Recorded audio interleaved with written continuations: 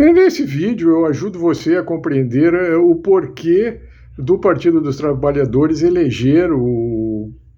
ex-presidente Bolsonaro como o adversário ideal, preferencial para 2026. Basicamente porque os aspectos negativos, tanto do governo Lula quanto do governo Bolsonaro, eles se assemelham bastante, de maneira que o Partido dos Trabalhadores, o atual governo federal, entende que é mais fácil você combater o Bolsonaro do que, por exemplo, um candidato de centro-direita, centro-esquerda. E, de fato, quando você analisa os escândalos envolvendo os ministros e aliados, tanto no governo Lula como no governo Bolsonaro, eles se assemelham. No governo Lula, houve aquela Operação Lava Jato, em que ministros e aliados do presidente Lula foram envolvidos no financiamento irregular das suas campanhas eleitorais. Por outro lado, no caso do governo Bolsonaro, houve o episódio das rachadinhas, o caso da compra de vacinas, da Covaxin, e também a corrupção no MEC.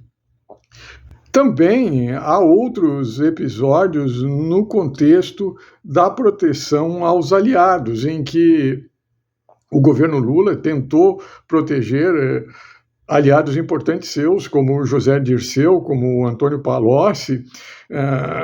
e acusou a Lava Jato de ser um ato de perseguição política ao Partido dos Trabalhadores. Já no caso do presidente Bolsonaro, do governo Bolsonaro, houve a interferência na Polícia Federal, que barrou investigações, e também ele perdoou aliados, de maneira que também as investigações e instituições sofreram ataque. Dentre esses ataques, que foram bastante semelhantes, no caso da Operação Lava Jato, o Superior Tribunal Federal ele foi atacado, a imprensa também foi atacada, acusada de distorcer episódios envolvendo a Lava Jato, e no caso do presidente Bolsonaro houve um ataque também ao Superior Tribunal Federal, ataque à Polícia Federal e também um ataque à imprensa. E, finalmente, dentre essas semelhanças,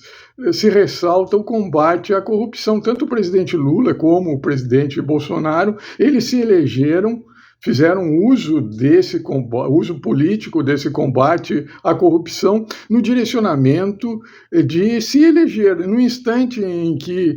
aliados seus foram envolvidos, ambos abandonaram esse combate à corrupção. De maneira que o desvio do dinheiro público, seja por emendas parlamentares, emendas essas que são destinadas a determinadas instituições, ou então a ONGs, em que parte desse dinheiro volta para o parlamentar, ou então o orçamento secreto, em que a transferência de verbas não está muito clara como é que ela se processa e que favorece a corrupção, a contratação de funcionários fantasmas, em que parte do salário desses funcionários retorna para o parlamentar, ou então a contratação de empresas para obras sem licitação, em que também parte do dinheiro destinado para a contratação dessas empresas volta para os parlamentares, ou então os fundos eleitorais, em que empresas fantasmas são utilizadas para a destinação, para justificar a destinação do gasto desses fundos eleitorais, quando na realidade eles são distribuídos entre os caciques partidários. Então,